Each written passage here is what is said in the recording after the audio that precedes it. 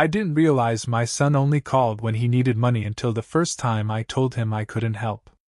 Up until that moment, I had convinced myself that his calls meant something else. I told myself he was busy. I told myself life was expensive now, harder than it had been when I was his age. I told myself that the short conversations, the rushed tone, the sudden kindness right before a request, those things were just the rhythm of adulthood, not a pattern.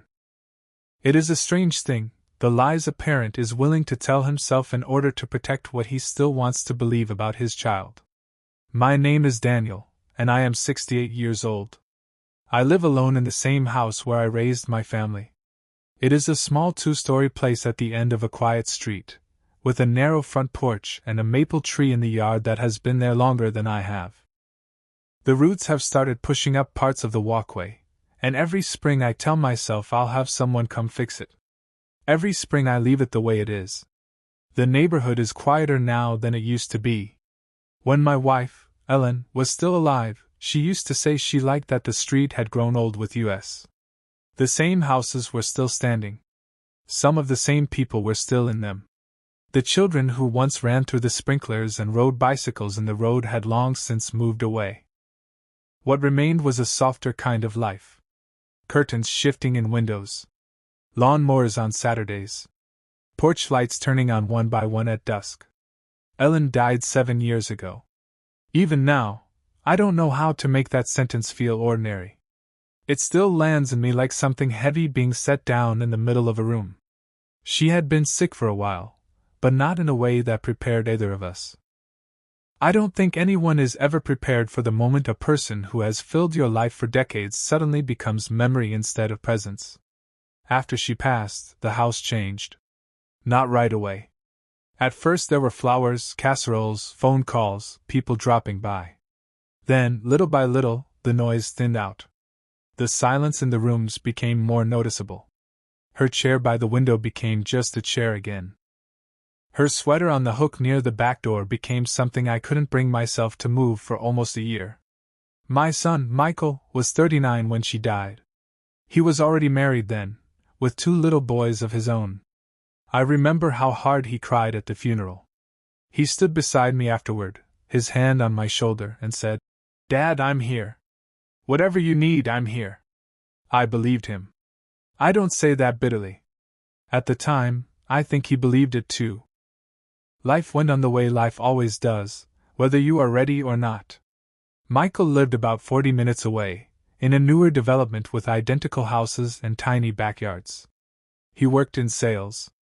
His wife, Jenna, worked part-time at a dental office.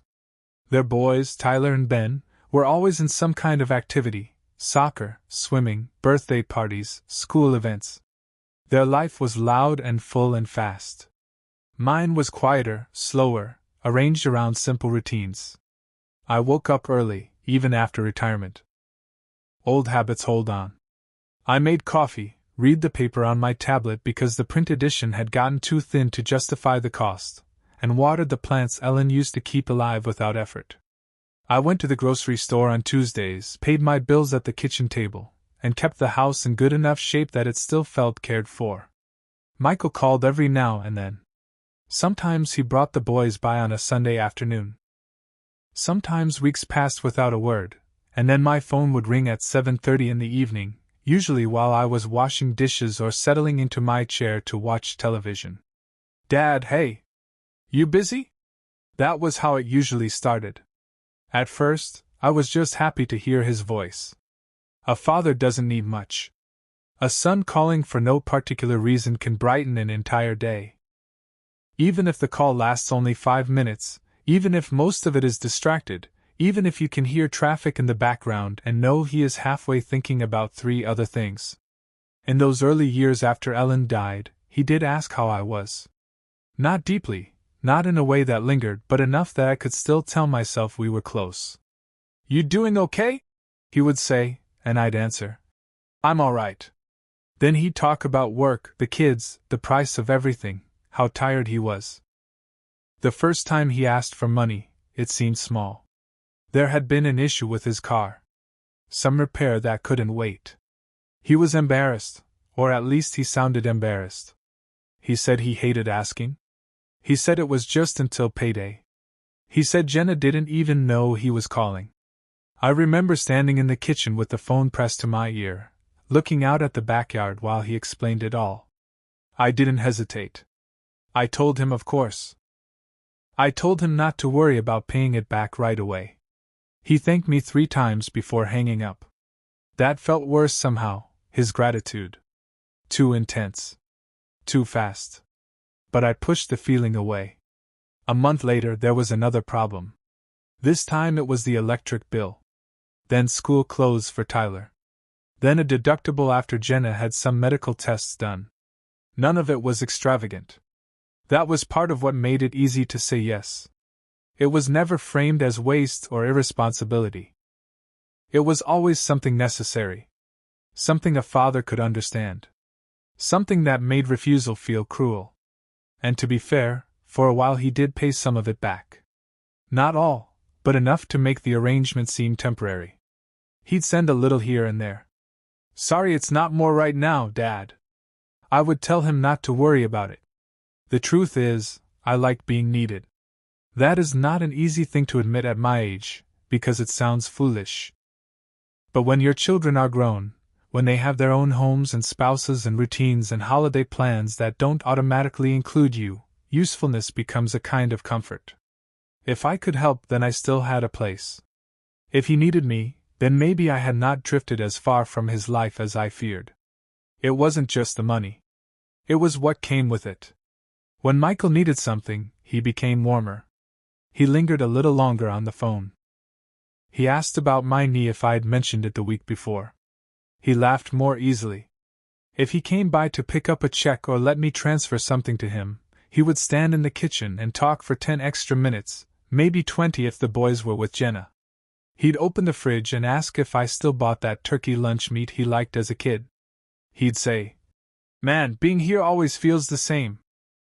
Those moments were dangerous, because they gave me just enough of the sun I missed to make the rest easier to ignore. I began noticing the pattern in ways I didn't want to name. If I called him first, he was often too busy to talk. If I left a voicemail, sometimes he texted back hours later. If I suggested dinner, he would say, "Let's try next weekend." And then next weekend would come and go without mention. But if he called me, there was usually a reason beneath the call. Not always revealed immediately. Sometimes it took 2 minutes. Sometimes 10.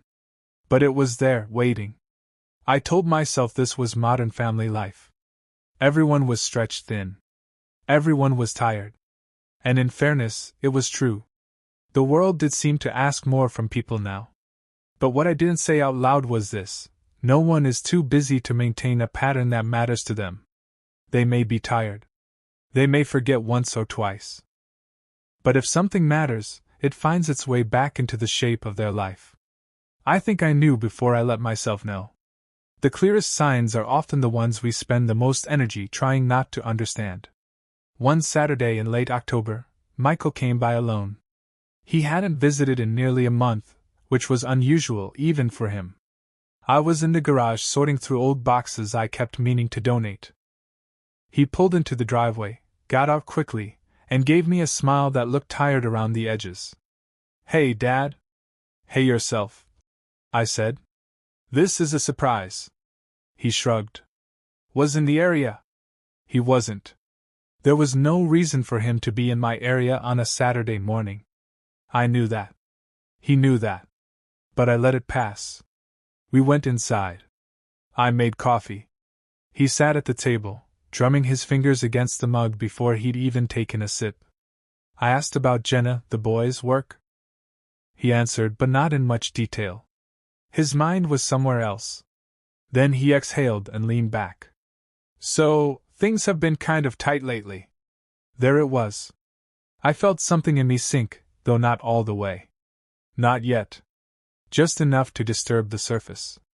He went on to explain that a client payment had been delayed, that they were behind on a couple of things, that it was temporary.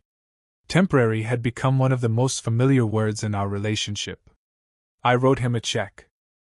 He looked relieved in a way that should have touched me more than it did. When he left, I stood by the front window and watched him back out of the driveway. I noticed, for the first time in a way I could not immediately excuse, that he had not asked me a single question that morning whose answer he genuinely waited to hear. A week later, I called to see if he wanted to come by for dinner. Jenna answered from the background, and he said they were swamped. The boys had games. Maybe next week. 2 days after that, he called asking if I could help with a payment on Tyler's school trip. It kept going like that. Not every conversation ended in a request. That would have been too obvious. Life is rarely so generous when it comes to revealing painful truths. Instead, the request came often enough to leave a shape, and the affection around them became predictable enough that I began bracing myself for it. I started to dread the small burst of hope when my phone lit up with his name. That was a hard thing to feel. Harder than the money itself. The money I could afford, at least for a while. Ellen and I had been careful. We had saved. I wasn't wealthy, but I wasn't desperate either. What I couldn't afford, though I didn't yet know how to say it, was what the pattern was doing to my heart. Every time he called, I wanted it to just be because he missed me. Because he wanted to hear my voice. Because something funny had happened and he thought of me. Because he had been driving in past the old hardware store we used to go to when he was a boy. Because memory had tugged on him in a way that made him reach for the phone. But more and more often, it was because he needed something. And because I loved him, I kept saying yes. It is one thing to help your child. It is another to feel your value shrinking into the size of your usefulness. That winter, my doctor started talking to me more seriously about my blood pressure. Nothing dramatic, he said, but enough that I needed to watch stress, salt, sleep. I laughed at the stress part. Retirement was supposed to cure that. He smiled and said family could keep a man working long after he left the office. I didn't tell him how right he was. Around Christmas, Michael and his family came over for dinner. I cooked too much, the way Ellen used to, and the table looked fuller than the room. The boys were bigger than they had any right to be. Tyler had my son's old way of shrugging one shoulder when he was half listening. Ben still hugged me around the waist when he arrived, though even that was getting less natural with each passing year. For a little while that evening, things felt almost normal. Jenna helped me clear plates. The boys played a game in the living room. Michael stood near the sink eating pie and told me a story about something ridiculous a client had said. I laughed. He laughed. For a brief and dangerous stretch of time, I let myself believe I had been imagining the distance. Then, while Jenna was in the bathroom and the boys were upstairs, he lowered his voice and asked if I could help them get through January. I remember looking at the Christmas tree while he spoke. Ellen's ornaments were still there. The little wooden angel Michael had painted in 2nd grade. The glass bell with a crack in it. The silver frame with our old family photo tucked into it because Ellen liked memory hanging visibly among the lights. And standing there beneath all that history, my son asked me for money before the coffee had even gone cold. I gave it to him. Then I went upstairs later that night and sat on the edge of my bed in the dark for a long time, trying to separate generosity from sadness. The new year came. January was cold and gray. The kind of month that makes every room feel a little lonelier by 4 in the afternoon. I spent more time inside. More time thinking. The furnace made noises I didn't like, and I knew enough to realize the house would eventually start costing me more than I wanted to admit. I began looking more carefully at my own numbers. Property taxes had gone up again. Groceries were more expensive. The savings Ellen and I had built were still there, but they were no longer abstract. They were finite. They had edges. For the first time, I began to worry not just about what Michael was asking from me, but about what I kept handing over without asking anything in return. Not repayment. Not really. I wanted honesty. I wanted closeness that existed before the request, not because of it. I wanted to feel like his father, not his emergency fund. I tried, once, to speak gently about it. He had called on a Thursday evening and after a few minutes began easing toward another explanation about expenses. I interrupted him, softly. Michael, I said, Can I ask you something? Sure. If you didn't need help right now, would you still have called tonight? There was a silence on the line. Not long. But long enough. Of course I would have, he said a little too quickly. I let the answer sit between us. He must have felt something in my quiet, because his tone changed. Dad, what is this? It's nothing, I said. I just miss talking to you. I call you. Sometimes. Another silence. Then he said, You know how busy things are. And there it was again. The phrase that covered everything without explaining anything. I didn't argue. He still asked? I still helped. But after we hung up, I sat in my chair and stared at the dark television screen long enough to see my own reflection appear in it. I looked older than I felt. Tired in a way that sleep didn't fix. Not because my son needed help, but because I was beginning to understand that my place in his life had become conditional. Parents are slow to accept that kind of thing. We remember too much. We carry too many earlier versions of our children inside us. I remembered Michael at 7, running into the kitchen with skinned knees and dirt on his hands.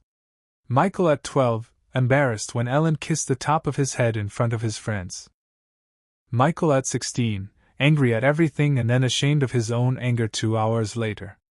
Michael at 22, standing in our driveway after college with a duffel bag in one hand and his whole future still invisible to him.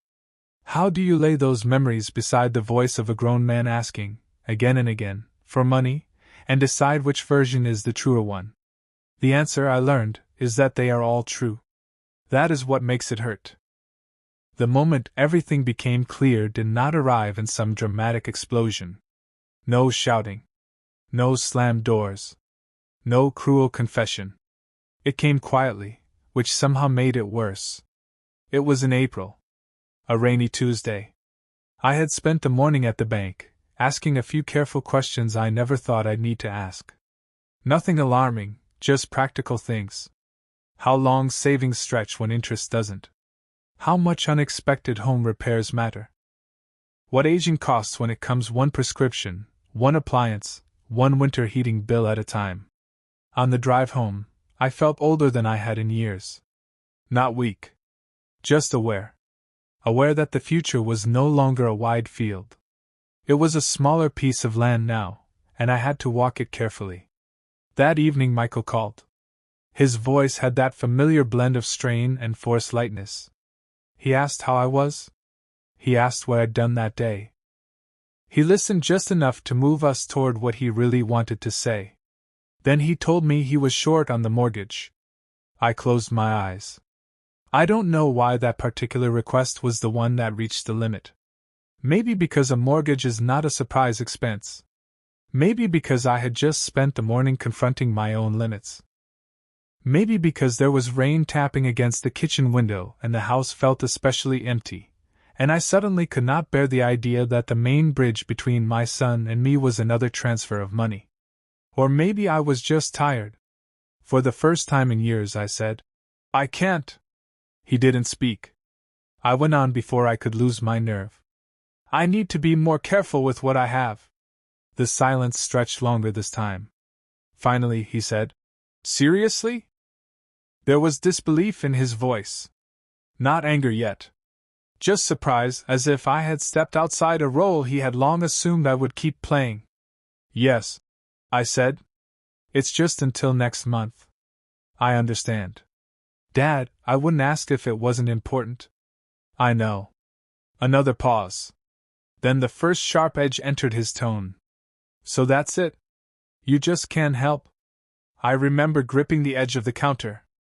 Not because I was afraid, but because I needed something solid under my hand. I've helped a lot, Michael. He exhaled hard. Wow. That one word. Not shouted. Not even especially loud. But full of judgment. As if I had failed some basic test of fatherhood. I waited. He said, Forget it. Then he hung up. I stood in the kitchen listening to the empty line for a second before lowering the phone. Rain moved down the glass in slow crooked paths. The clock above the stove ticked with embarrassing clarity. Somewhere in the house, the refrigerator hummed. I did not cry right away. What I felt first was something closer to recognition. A terrible, quiet recognition. As if a sentence I had been reading for years had finally reached its last word. He did not call the next day. Or the next. By the fourth day I knew. Not because I wanted to know, but because absence has a way of clarifying everything that presence keeps blurred. If our relationship had been built on affection first and need second, the refusal would have caused discomfort, maybe an awkward conversation, maybe even some hurt feelings followed by repair. But the silence arrived too quickly, too naturally. That was what made it clear. I thought about calling him myself. More than once. I walked around with my phone in my pocket, taking it out, putting it back. Pride had very little to do with it. It was grief, mostly. I did not want to hear politeness where I had once hoped for love. I did not want to force conversation into a place where it no longer came on its own. A week later, Jenna called. That alone told me something was wrong. Jenna and I were cordial, but not close in the way that led to casual calls. She sounded uncomfortable. She asked how I was, then got to the point faster than Michael usually did. He was upset, she said. Things were hard. He felt blindsided. He thought I had enough put away that helping shouldn't be a problem. I listened. Then I said, as calmly as I could, "Did he tell you how often he's asked me?" She didn't answer immediately. That silence told me more than her words would have. "I knew you'd help some," she said carefully. "Some?" I wasn't angry with her. Not really. She had her own life to survive. Her own version of events. Maybe Michael had made it sound smaller, rarer, more temporary than it was. I said, "Jenna, I love him. I love all of you. But I'm getting older. I have to think about what happens if I need care someday. Or if the house needs something major. I can't keep pretending I have endless resources." She was quiet for a moment. Then her voice softened. "I understand," she said. And I believed that she did, at least more than he did. Before hanging up, she said the boys had been asking when they'd see me again. That almost undid me. Because children are often the last evidence that love exists somewhere beneath the failures of adults. 2 weeks later, Michael came by. I saw his car pull in and felt my whole body tense, not with fear but with that old reflex of hope colliding with caution. He knocked once and let himself in the way he used to. For a second, the ordinary sound of him in the hallway nearly made me forget everything. He looked tired. Defensive. Older somehow. Or maybe pain always ages people in our eyes. We sat at the kitchen table. No coffee this time. He didn't apologize. Not at first. He said they were under pressure. He said I didn't understand how expensive everything had become. He said he thought family was supposed to help family. I let him talk. Then I said quietly, "Family is also supposed to call when they don't need anything." He looked at me as if I had struck him. "I call." "Not really. That's not fair." I almost laughed at the word fair. As if fairness had ever been the measure of love between parents and children. "I'm not trying to punish you," I said. "But I need you to hear this. For a long time now, I've felt like you only reach for me when you need money." He started to object, but I raised my hand, not sharply, just enough. "Let me finish." He looked down at the table. "I know life is expensive. I know you're carrying a lot. I know being a husband and father is harder than people admit." But somewhere along the way, our conversation started feeling transactional. And I kept telling myself it wasn't true because I didn't want it to be true. He still didn't look up. I said, "When your mother died, I lost the person who knew me best. And I told myself at least I still had my family. At least I still had you. But lately, when the phone rings, I don't feel loved. I feel evaluated. Like the question is not how I am, but whether I can still provide something." That was when he finally lifted his eyes to mine. And for the first time that I can remember in years, he looked ashamed. Not angry. Not defensive. Just ashamed. He leaned back and rubbed his face with both hands. When he spoke, his voice was quieter. I didn't know it felt like that. I believed him. That was part of the sadness, too. I don't think he had set out to use me in some cold, deliberate way. Life had tightened around him. Stress had narrowed his vision. Need had become habit, and habit had become a shape he no longer noticed. He had stopped seeing me fully because he had gotten used to seeing what I could solve. People do that to each other more often than they mean to. "I'm sorry," he said. The words came awkwardly, but they came. Then, after a moment, he added, "I think I just always figured you'd be there." I nodded. "I am here." And that was the truth. Even then. Even hurt. Even disappointed. A parent's love does not vanish just because it is wounded. It remains, though sometimes it has to change form in order to survive. What followed was not instant repair. Real life rarely offers that kind of clean ending. He didn't transform overnight into a deeply attentive son who called every Tuesday just to chat. We didn't suddenly become the kind of father and son who shared their feelings with effortless honesty. That would be a prettier story than the one I lived. What happened instead was slower. He started calling more often without asking for anything. At first I suspected he was trying to balance the ledger emotionally, and maybe he was. But over time the calls became more natural. Sometimes brief. Sometimes uneven. But different. He began bringing the boys by on Sunday afternoons again. He helped me replace a section of fence that had started to lean. Once, while tightening the screws on the gate, he said, without looking at me, "I really was leaning on you too much." I said, "I know." A month later he slipped cash into a birthday card for me. It wasn't a large amount, and it was folded in a way that made it clear he hoped I wouldn't make a thing of it. I almost laughed when I found it. Not because the money mattered, but because the gesture did. It was the first time in years I had felt him trying to restore dignity instead of merely receiving it. Still, something in me had changed permanently. Love remained.